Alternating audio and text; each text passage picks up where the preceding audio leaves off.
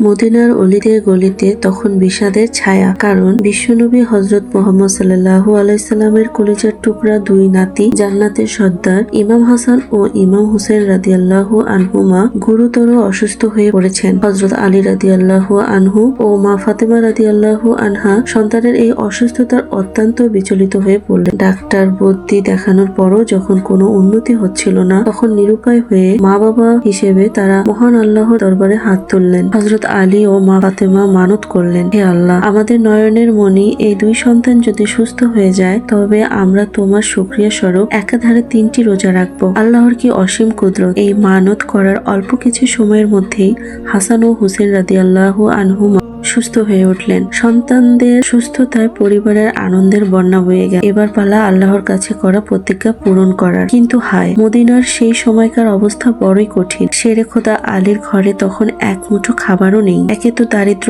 তার উপর মানতের রোজা, তবুও তারা সংকল্পে অটল। হযরত আলী রাদিয়াল্লাহু আনহু জীবিকার সন্ধানে বের হলেন যাতে ইফতারের সামান্য ব্যবস্থা করা যায়। তিনি এক ইহুদির বাগানে গিয়ে শ্রমিকের কাজ নিলেন। শর্ত হলো তিনি পশম দিয়ে সুতা বানাবেন এবং বিনিময়ে পারিশ্রমিক হিসাবে জব বা আটা পাবেন। সারাদিন হাড় ভাঙা পরিশ্রম করে তিনি কিছু জব নিয়ে বাড়ি ফিরলেন। খাতুনে জান্নাত মা ফাতেমা রাদিয়াল্লাহু আনহা সেই জব পিষে আটা তৈরি করলেন এবং তা দিয়ে 5টি রুটি বানালেন। হাসান হুসেইন, হযরত আলী, মা ফাতেমা এবং তাদের ঘরের খাদেমার জন্য এই 5টি রুটি। সারাদিন রোজা রাখার পর ক্লান্ত শরীরে যখন তারা ইফতারের জন্য দস্তরখানায় বসলেন, ঠিক তখনই দরজায় কড়া নাড়ল কেউ। হযরত আলী রাদিয়াল্লাহু আনহু দরজা খোলার পর দেখলেন এক জীর্ণ শীর্ণ ভিখারি দাঁড়িয়ে আছে। ভিখারি কাতর স্বরে বলল, হে নবীর আহলে বায়াত, আমি একজন গরিব মিসকিন। আজ কয়েকদিন ধরে আমার পেটে কোনো দানা পানি পড়েনি। আমি খুব ক্ষুধার্ত। আপনারা যদি আমাকে কিছু খেতে দেন তবে আল্লাহ আপনাদের উপর খুশি হবেন। ক্ষুধার্ত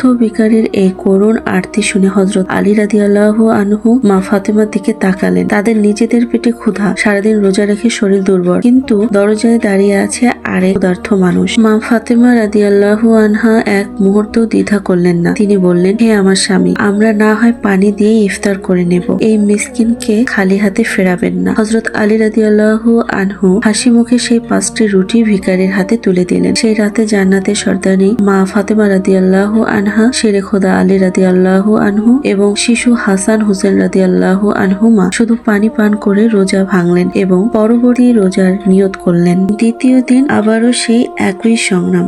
হযরত আলী রাদিয়াল্লাহু আনহু আবারও কঠোর পরিশ্রম করে পশম থেকে সুতা তৈরি করলেন এবং বিনিময়ে কিছু জব নিয়ে এলেন। মা ফাতেমা রাদিয়াল্লাহু আনহা আবারও সেই জব দিয়ে 5টি রুটি তৈরি করলেন। সারাদিনের ক্ষুধা ও তৃষ্ণায় তাদের শরীর কাঁপছিল, চোখের কোণে জমেছিল ক্লান্তির ছাপ। ইফতারের সময় ঘনিয়ে এলো।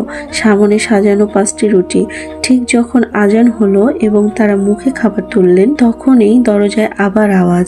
এবার এক এতিম বালক দাঁড়িয়ে। সে কান্না জড়িত কণ্ঠে বলল, হে আল্লাহর নবীর পরিবার, আমি এক এতিম।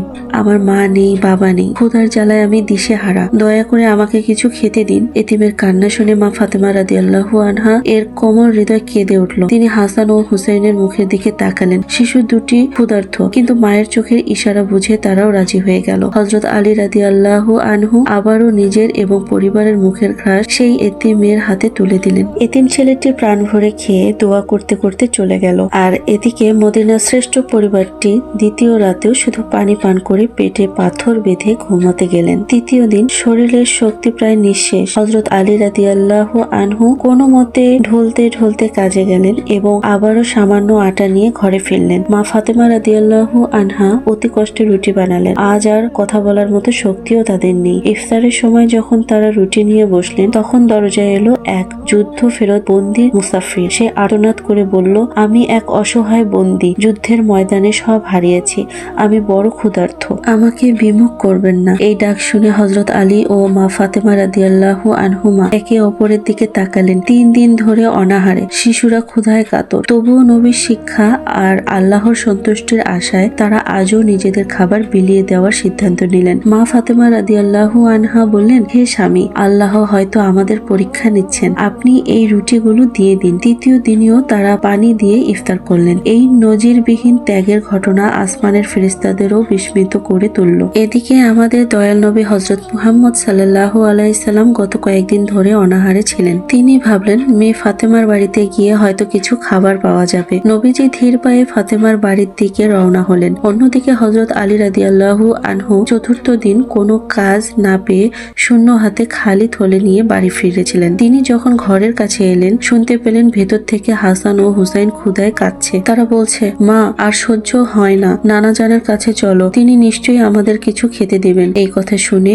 এবং নিজের শূন্য হাতের দিকে তাকিয়ে হযরত আলী রাদিয়াল্লাহু আনহু হাত থেকে থলেটি পড়ে গেল। তিনি নিজেকে ধরে রাখতে পারলেন না, দরজার বাইরের কান্নায় ভেঙে পড়লেন। তিনি আল্লাহর কাছে ফরিয়াদ করলেন, হে আল্লাহ, আমি কেমন পিতা, কেমন স্বামী, সন্তানদের মুখের খাবার তুলে দিতে পারি না। স্বামীর কান্নার আওয়াজ শুনে মা ফাতেমা রাদিয়াল্লাহু আনহা দৌড়ে এলেন। তিনি আলী রাদিয়াল্লাহু আনহু জড়িয়ে ধরে বললেন, হে আমার স্বামী, আপনি কাঁদবেন না। আমরা না খেয়ে মারা গেলেও আমার দুঃখ নেই, কিন্তু আপনার চোখের পানি আমি সইতে পারি না। ঠিক সেই মুহূর্তে বিশ্বনবী হযরত মুহাম্মদ সাল্লাল্লাহু আলাইহি ওয়াসাল্লাম সেখানে উপস্থিত হলেন। তিনি দেখলেন ক্ষুধায় আলীর চোখ গর্তে ঢুকে গেছে, ফাতেমা রাদিয়াল্লাহু আনহার চেহারা ফ্যাকাশে হয়ে গেছে, আর হাসান হুসেন রাদিয়াল্লাহু আনহুমা দুর্বল হয়ে পড়েছে। নবীজিকে দেখে হাসান হুসাইন দৌড়ে এসে বলল, নানা যান, আপনি কি আমাদের জন্য কিছু এনেছেন? নবীজির দুই চোখ বেয়ে তখন অঝরে পানি ঝরছে। তিনি নাতিদের বুকে জড়িয়ে ধরে বললেন, ভাই সব, আমি খাবার আনিনি, আমি এনেছি অফুরন্ত ভালোবাসা। নবীজি তাদের কষ্ট দেখে বিচলিত হয়ে পড়লেন। কিন্তু ঠিক তখনই জিব্রাইল আলাইহিস সালাম আল্লাহর পক্ষ থেকে সুসংবাদ নিয়ে এলেন। এই পরিবারের ত্যাগের বিনিময়ে আল্লাহ সূরা ইনসানের আয়াত নাজির করলেন এবং জান্নাতের সুসংবাদ দিলেন। হে বর্তমান সময়ের মুসলমান ভাই ও বোনেরা, এই ঘটনাটি শুধুই একটি গল্প নয়, এটি ইসলামের ত্যাগের সর্বোচ্চ শিখর। আজ আমরা সামান্য কষ্টের ভয়ে ভীত হয়ে পড়ি, অথচ নবীর পরিবার 3 দিন না খেয়ে থেকেও দান করা বন্ধ করেননি। আমাদের সমাজে আজ ধনীরা সম্পদের পাহাড় করেছে, অথচ পাশেই প্রতিবেশী না খেয়ে মারা যাচ্ছে। হজ ওমরা করছি, বড় বড় অট্টালিকা বানাচ্ছি, কিন্তু এতিম ও মিসকিনের হক আদায় করছি না। কিয়ামতের দিন যখন আল্লাহ জিজ্ঞাসা করবে, তখন আমরা কি জবাব দেব? আহলে বায়াতের এই ত্যাগের শিক্ষা যদি আমরা জীবনে ধারণ করতে না পারি, তবে আমাদের ঈমান অসম্পূর্ণ থেকে যাবে। আল্লাহ আমাদের সবাইকে এই ঘটনা থেকে শিক্ষা নিয়ে দানশীল ও মানবিক হওয়ার তৌফিক দান করুন। আমিন।